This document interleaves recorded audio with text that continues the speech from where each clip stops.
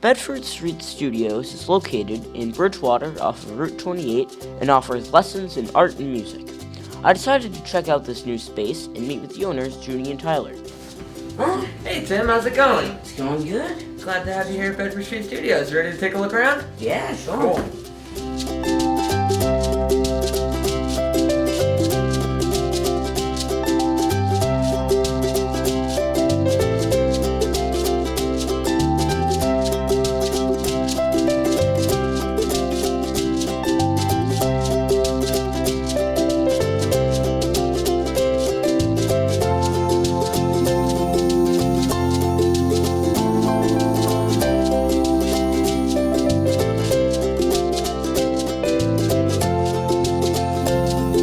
Today I'm with Tyler Kincherf, who is the co-owner of Bedford Street Studios in Bridgewater.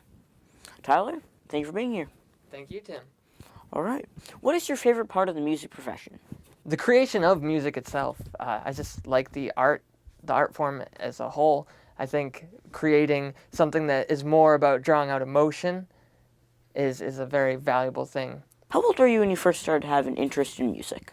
I would say about 10 years old, and my parents, we were trying out everything. You know, you do sports, you do soccer, you do baseball. You know, when you're a kid, you got to be exposed to everything because you never know what your knack's going to be.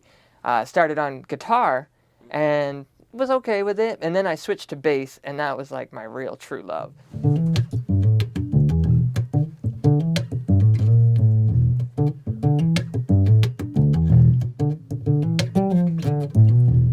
What is your connection to an electric bass?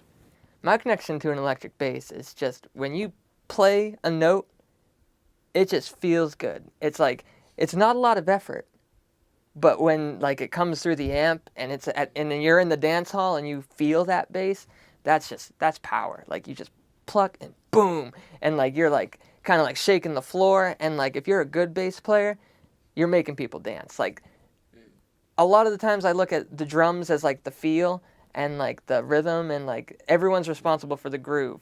But I mean, if you took the bass out of your favorite song, it would be surprisingly less dancey.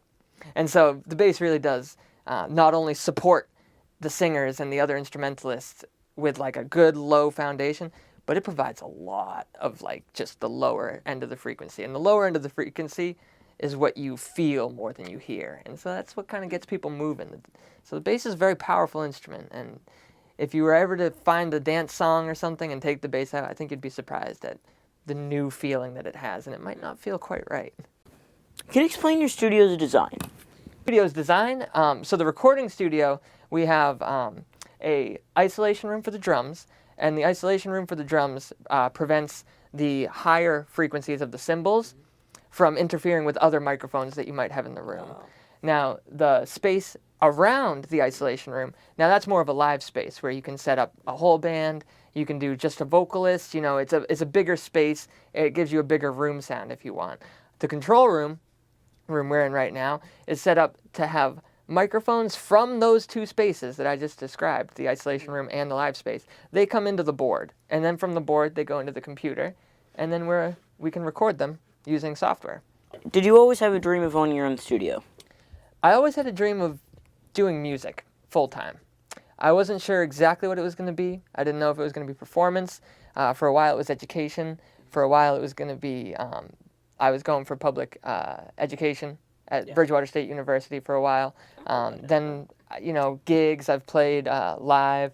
You know, I wasn't sure exactly where I was going to fall into it, but I knew where I was going. I knew that music was going to be full-time, and education and art were going to be the first things. Priority one, and I was going to make a career out of that, and so this just was basically a great thing to fall into, is to fill this niche. You know, Bridgewater, I think, deserves a nice place for people to make art and music, and I think we're giving that to them. Who is your targeted customer for your music studio? For music, everyone. Really, I've taught people from ages 4 all the way up to 70. You know, it's never too late to start, and it's never too early to start, and everyone in between. I think a majority of our clients are students, you know, between elementary school and high school, and but then the outliers go all the way to both directions of the spectrum, to super young, to, people that have retired and wanted to, pick up their instrument that they never got to learn because they didn't have time. Do you have a favorite instrument to teach?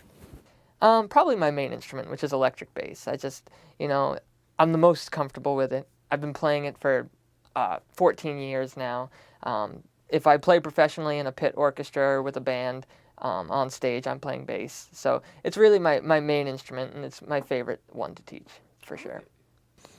What do you think is the most challenging part of your business? The most challenging part of the business? Let's see.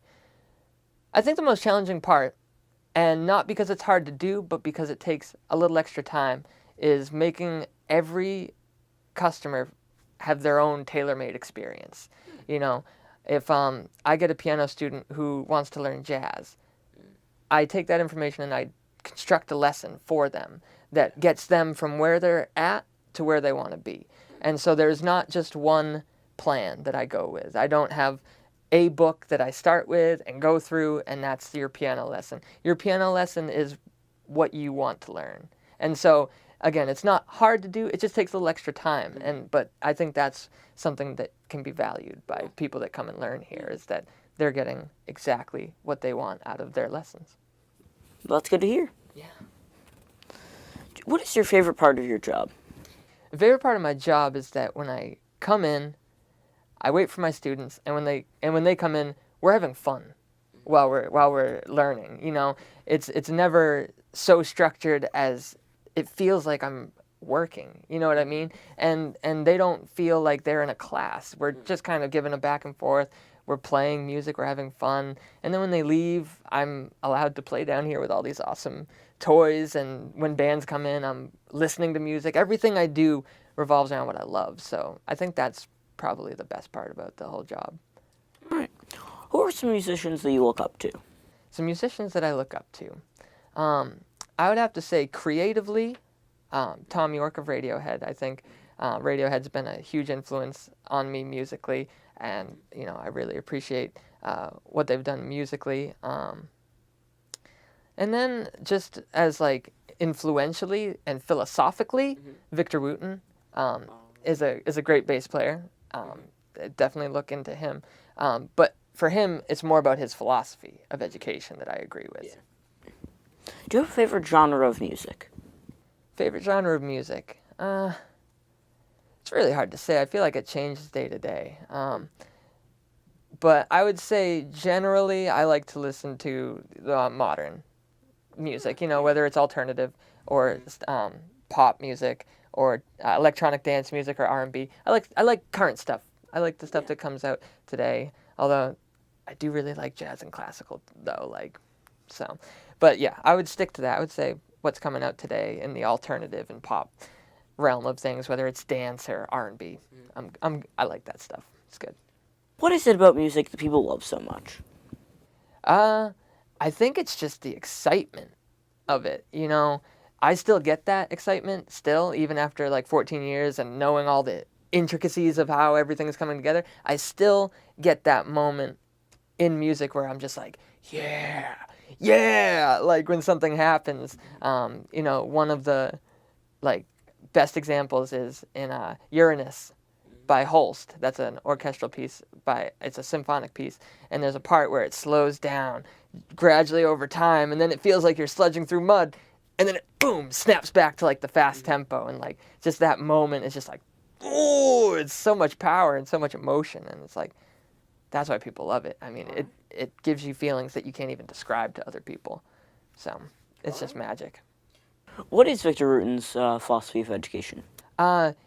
He approaches music as a language, and I think a lot of musicologists and even general people agree that music is a language, but not of words, but of emotions.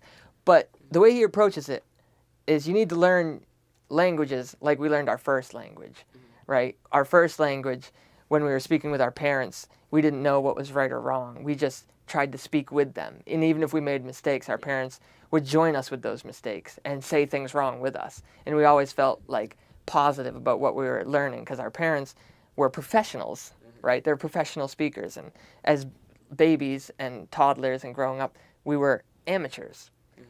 But when we learned to speak English, we weren't put in an amateur class. We were just allowed to speak with professionals.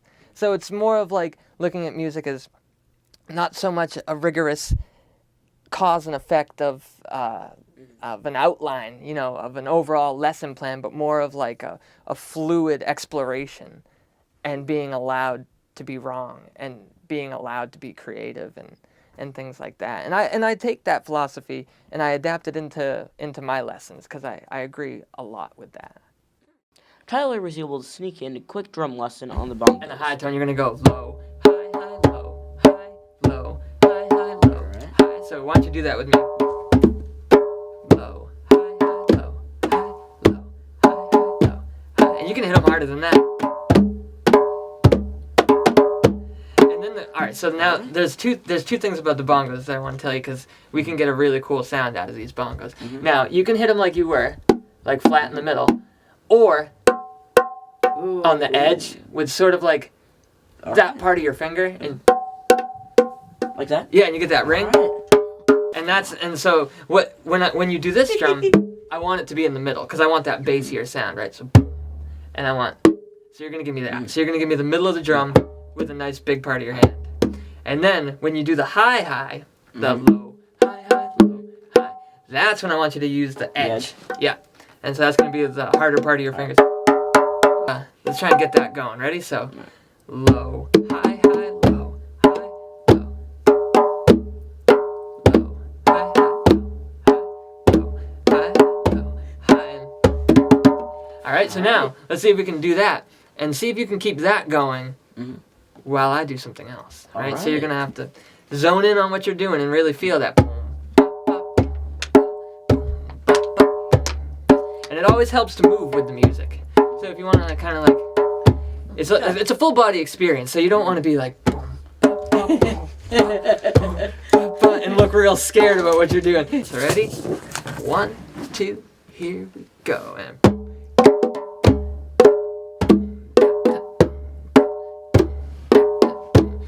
now I'm gonna go off and do something else.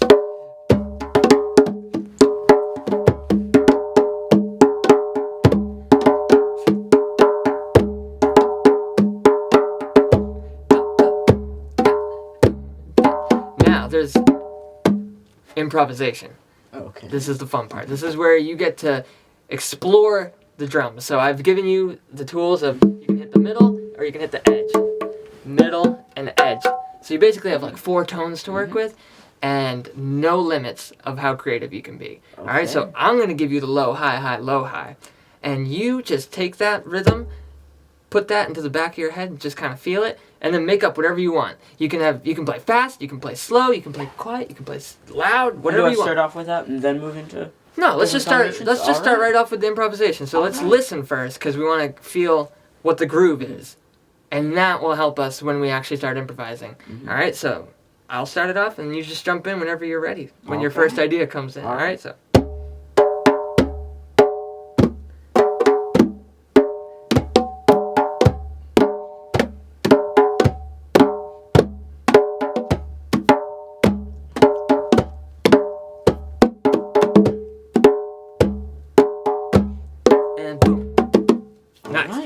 One more thing, and I love this. This is a great way to get new ideas that you might not normally play on your own. And we're going to do this. I'm going to play something, and you're going to play it back. Okay. It's called call and response. Makes a little musical conversation. And so you can do it on one drum. I know I only have one drum. You can do it on one. You can split it up. All right. But I'm going to play a rhythm, and you're going to copy it. All right? So listen. First, and it goes. And then. Dum, bum, bum. Yeah, so immediately after. So it'll go. Bum, bum, bum, bum, bum, bum, bum, bum, bum, bum, bum, bum, bum, bum. And then. Da, ba, ba, ba, ba, ba, ba, ba, ba, ba, ba.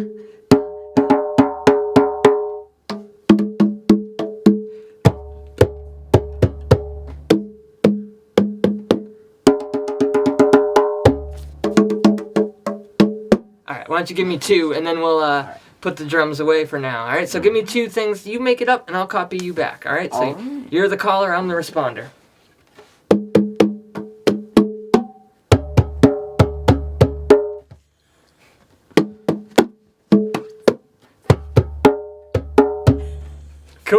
How about one more? I feel like we need a third one. Go ahead. Warmed up.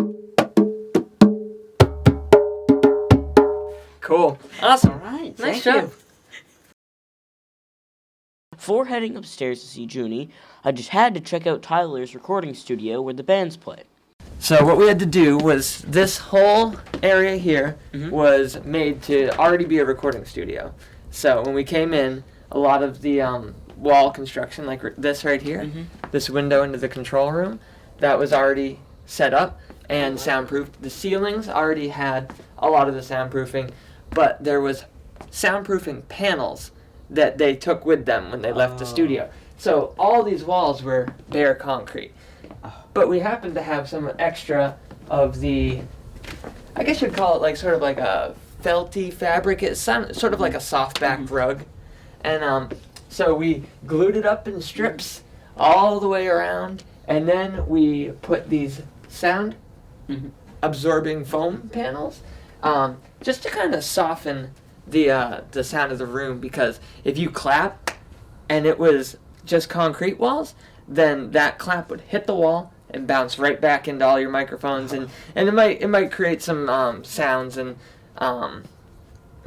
things that you don't really want in your microphones, right? Like if you clap and it goes and comes back, you know, you're going to get the clap twice, and it'll be at different times. Very slightly different times, but different times. So why is it so important to control the sound? It's important to control the sound because you want to get clean and direct sounds. So if you are recording a snare drum just by itself, you want to get just the sound of that snare drum. Because if you get the sound of the snare drum and then the sound of the snare drum bouncing off the wall, you're going to get, you know, I mean, you might get less than an ideal sound. Or that might not be what you're going for. You can add a lot of the nuances of a room inside the mix. You know, you can add reverbs and stuff with software and hardware. So you kind of want to do that. So you want a nice, clean, and direct sound without any refractions. As few bounce backs as you can get, basically, because the sound bounces around the room. So the less it does that, the better for recording. We usually set up drums in here if we're going to record with like a whole band live. So there might be a guitarist and a singer and a bass player out here. But we'll put the drums in here. So why do you put the drums in there? Well, because if you were recording, right, so let's say we had a microphone out here, the drums are going to be pretty loud, right? Yeah. So they're going to come into this microphone. It's sort of unavoidable. It'll kind of bleed into this. So if you were singing, when I listened to your singing, you might hear a bit of the drums. That plexiglass, that prevents a lot of the sound from coming into the microphones. At least some of the more harsh frequencies, like the high end and stuff, that'll soften that so it doesn't go into these microphones as much.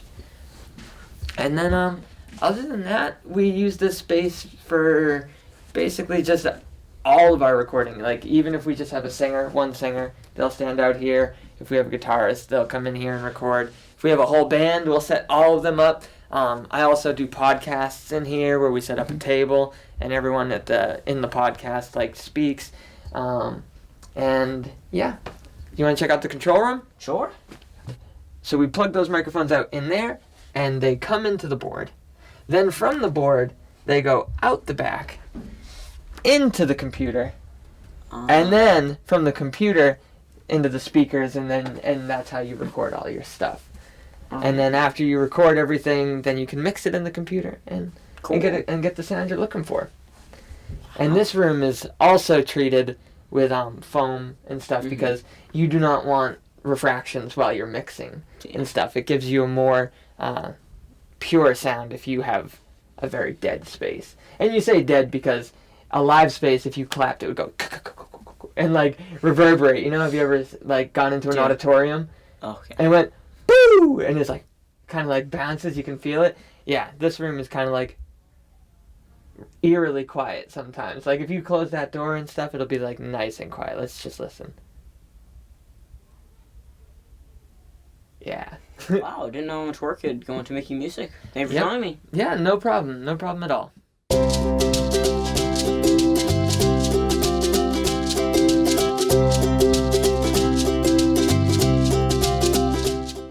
Music isn't the only service provided at Bedford Street Studios. Lessons in drawing, painting, and sculpture are also available. come this way, and I'm going to be showing you one of our art rooms right through here. All right. Okay, so this is what we call all the rooms by their colors because we use so many colors. We call this the red room. It's a little crowded right now, but this is our main ceramic room. So this is where Mary has her art classes. She does hand-built clay, and we also have a kiln in the corner here. Just about to ask that. Yeah, so this is where we just call it the big oven. This is where the clay gets fired, and so we put all the pieces in there, and then they're really shiny afterwards. All right. Yeah, so this is where most of the stuff happens with clay. We have all our glazes here, all our tools. That's mainly what this room is used for. Okay. And so this blue room here is a one-on-one music room. This is where Tyler does guitar lessons or, any string instrument lessons. This is where they go just so they have some private space to rehearse. And we usually close this door so it's not too noisy with all the acoustics going on. And this is my favorite space, the green room, because this is our main art space. It's where all our art lessons go on and our paint nights. And so we're always rearranging and mixing it around. We have a bunch of different tables and stools. We have a whiteboard where I draw on sometimes to teach.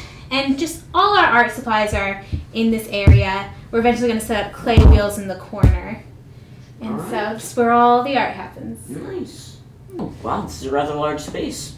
Yeah, we like it. We can, we have a paint night party of 18 coming in next Friday. So we should be able to fit them in here, and they bring in their own food and snacks sometimes, so it's a good party space, too. Can you tell me how you came about owning your own studio? Well, it kind of just came together this spring because Tyler and I had been teaching private art lessons on our own. We've been commuting back and forth, and we taught during the summer for years at an arts program, and we kind of just thought, hey, let's rent out a space, and so we don't have to travel. And then it kind of grew into more, and the studio came about. All right. What were some challenges you faced getting started? Challenges we faced, probably getting the word out there was a little tricky. Yeah, because advertising, when you're starting a new business with, kind of a low budget starting out, right? Because any new business, advertising is expensive. And so you have to kind of depend on word of mouth, and the internet's been really helpful. But just finding new ways to get our name out there, I found was something unexpected.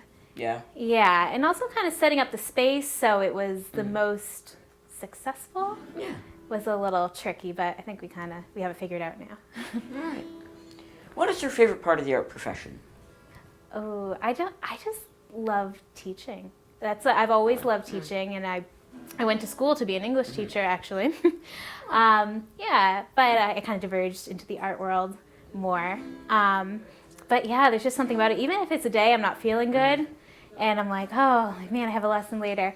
As soon as I start teaching the lesson, I have energy automatically. I just love it. There's just something so great about teaching, and if the student's having fun, then I think I'm being successful.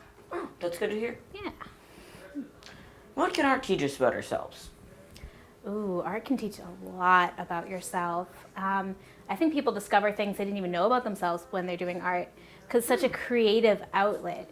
There's such a freedom there. There's no limits when you're doing art. And so really it can tell you much more than you were even hoping for, I think. That's interesting.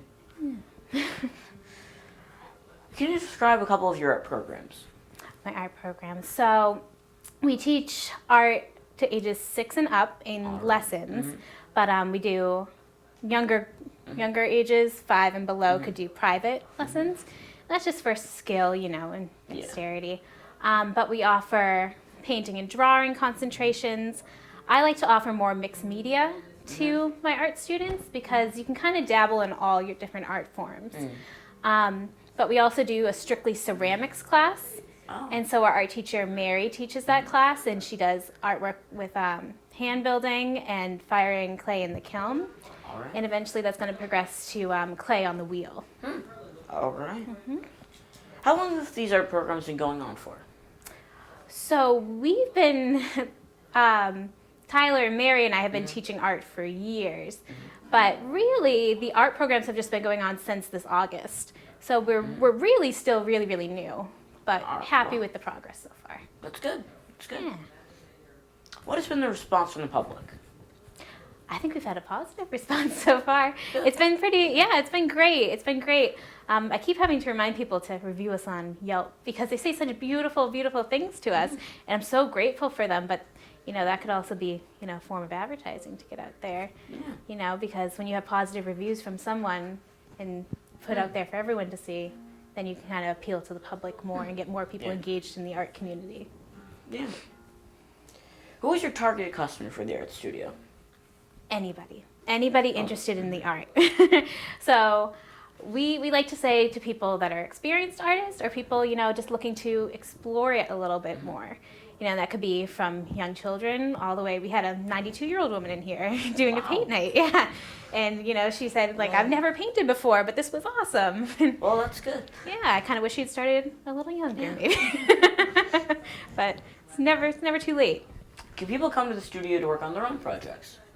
So we don't have drop-in hours yet, but that's something we may be doing in the future. Yeah. Right now we're focusing, on scheduled lesson times. But Tyler and I were thinking about in the future having drop-in hours, maybe on a Saturday morning, so people could come in, work on their own projects, and use our supplies for a small fee. All right. And what is your favorite media? My favorite medium, I'm getting more comfortable with painting. Recently I've been painting a lot, but my love that's been since I was a child has been realistic portraiture with pencil drawing. Yeah, I love it. I can't get enough of pencil. But really, I'm open for all forms of art. All right, that's good. What do you find most challenging about this field? About this field? Well, art's so subjective, and so when you're teaching someone, you might have different goals in mind of what the end product should look like. And I think, if you're improving and you're having fun and you like what you're doing, that's great. But someone could look at something that they're doing and be like, this isn't what yours looks like, so I don't think I'm doing a good job. And what I think it's really about is a gradual improvement, and just really liking what you're doing. Yeah. What do you think made Bedford Street Studios special? Well, I think we're the only studio around that offers both art and music in one space. Yeah, I think. Yeah, so we try to offer a variety of different programs, and I think that's what makes us unique is that, we have art lessons, we have music lessons, we offer art and music birthday parties, we offer art and antique nights. Yeah, we do recording studio birthday parties where all your friends will come in and do karaoke, and then Tyler will burn a CD for you.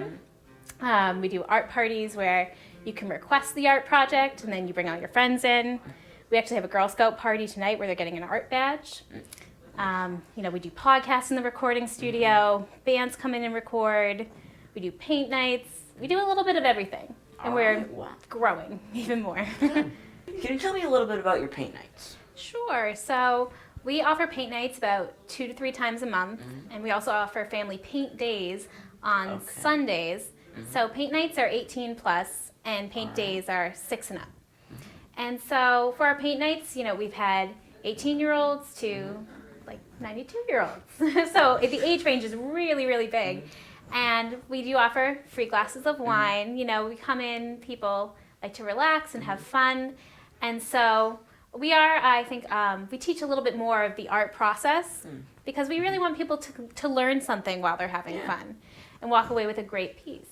All right. Yeah, and so we also book private paint parties. We have parties coming in that have custom pieces designed for them.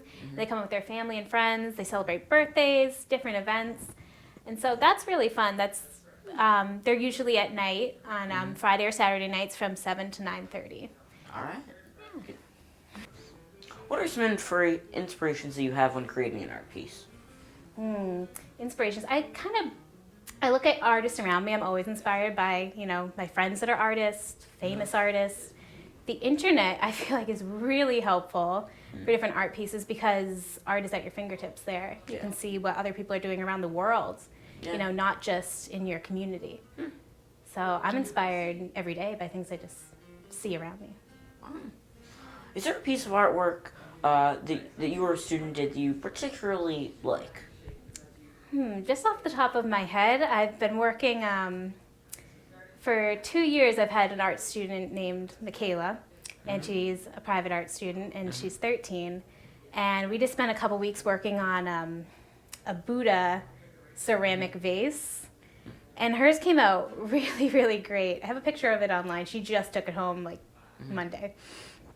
And just the amount of detail she put into it. Wow. She worked on it till she loved it, and I think it came out amazing. Well, it's because your students are that dedicated. Yeah. She's special too. She spent like 5 weeks working on this clay piece, and that's a little bit longer than most people do. But you work on it until you love it, because you should love what you're doing. Like I said. All right, Junie, thanks for being here. Yeah, thank you so much. This was great. Sure. Junie was nice enough to give me a quick art tutorial on watercolors. Simple sunset scene. So Alright. this is what it looks like, and it's really just about Nice, blending that's your good. colors. Wow. Thank you. Yeah, it's a lot about free form. So all we really have to do is just make our horizon line, and then we're just going to kind of go at it with paint. Oh, all right. All right. So I kind of want more sky than sea. So I'm going to make a line towards the bottom of the page. It's a straight line across for the horizon line. And when I'm happy with it, we're just doing a very little bit at the top here. After I'm done with it, I'm going to rinse out my brush and just start in with this cool vermilion color, which is like an orangey red. Yeah, and I'm just going to spread this out and bring it up into my blue. You can see I'm just like gently using my brush stroke across. That's what gets our sky effect. These strokes are so important, because I wouldn't go up and down because that would look weird. Right? And I can kind of decide what's cool about art is you can kind of decide where your colors go, because it's not going to look anything like my original one, which I like. So I'm going to bring some pink into here, just for some interest. I love a pink sky. This actually reminds me of, I went to Hawaii and they had really amazing sunsets like this. Yeah, so I think everyone loves sunsets. I haven't met a person who has painted a sunset and be like, wow, that's really ugly. So I like them. And so I can always touch it up later. That's what I love telling people, is that paint is like magic. It's a magic material, because if you don't like it, you can always wait for it to dry and paint right over it. So that's what I like about I've done that multiple times in Yeah. classes. Yeah, and that's what's really good about it. Like, when paint is wet, it's way easier to blend. But when it's dry, just paint right over it, and it's fine. Add a little bit more of the orange color here, just to brighten up the sky. Do you see what I mean by kind of like the different colors mixing into the blue? Yeah. So, yeah, when a lot of people see that, it's like, oh, I don't know if I like that. But you just have to keep going sometimes with your art, and just kind of accept things the way they turn out, because this is a lot of experimentation with color mixing, right? And let's see. So I'm going to start going into my light oranges and yellow, which is the prettiest part of the sky, I think. And so I'll just start pulling in my light orange here. No, are you mixing that into the orange as well? Yeah, and so if I wanted to get like, I can mix a little bit of dark orange and light orange together. And you always add more of your light color than your dark color, because it's easier to make things darker than lighter. So I can mix that color and just create my own color, so it makes a more smooth transition. I'm going to do that till I'm happy with how it looks. But I want to make sure I'm leaving enough room on the bottom here for the sun, where it's really, really bright and light. So what I'm going to do, actually, before I even get down there, is I'm going to take another brush, and I'm just going to mark off for myself where my sun's going to go. And I'm doing this in white, which seems confusing because the canvas is white, but it's not really, because it gives us texture, and we can blend some yellow into it. So just kind of like a semicircle, because right at the horizon line. Right. And then what I can do is take my same brush. I don't even need to rinse it out because I'm blending. I'm just going to blend that yellow right into it.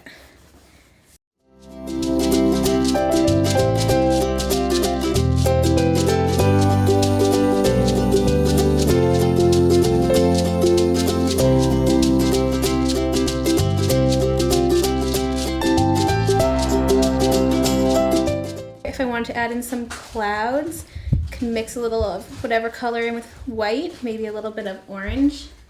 Kind of that natural cloud effect, right? Maybe a little bit more white on the tops of the clouds. Yeah. Because that's where the sun would come up. Or at the bottom. Just kind of feel it out. Whatever looks natural and feels natural to you. And so I'm going to move on to doing my C.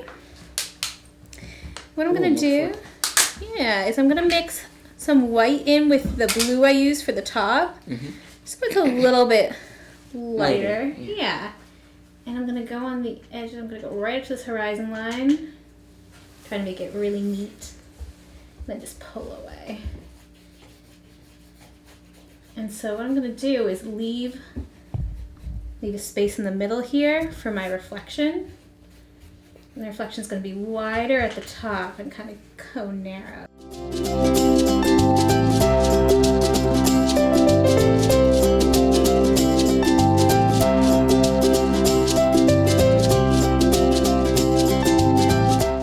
I'm looking forward to seeing how you did the reflection. Ooh, yeah, thanks. So I just want to make sure I have a nice clean brush, so it's always good to have a paper towel near you. I'm just going to take the straight orange color, and I'm going to go and just kind of lightly drag it across my page, kind of like I did with my sky, and blend it. I can even turn it a little bit for more control. Blend it right into my C. I'm just dragging it back and forth, making sure I get a little narrow. And I can always go back in with my blue. Right. And it's good to do this while the blue's wet because you get these like nice streaks of blue in there. They look like natural waves.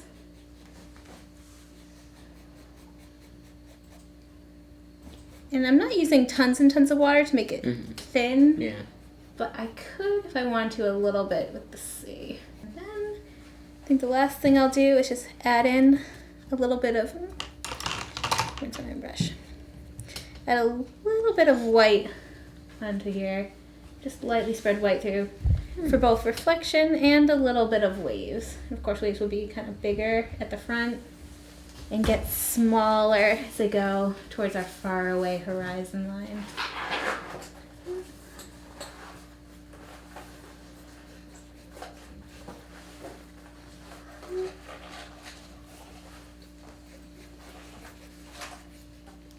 Yeah, and you just have like a really, really simple That is excellent. Thanks, Jim. So I would do that with really any age, maybe like 6 and up could do this. Yeah.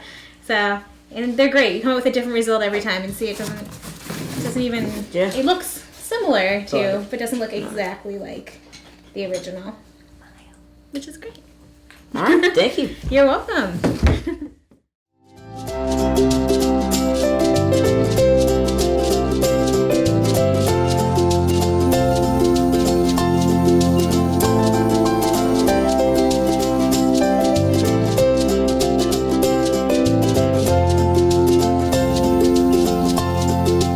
Thanks for showing me around the studio. No problem, Tim. We'll see you next time. For more information or to book a lesson or party, you can call them at 508-807-4738 or go online to bstreetstudios.com or check them out on Facebook at Bedford Street Studios.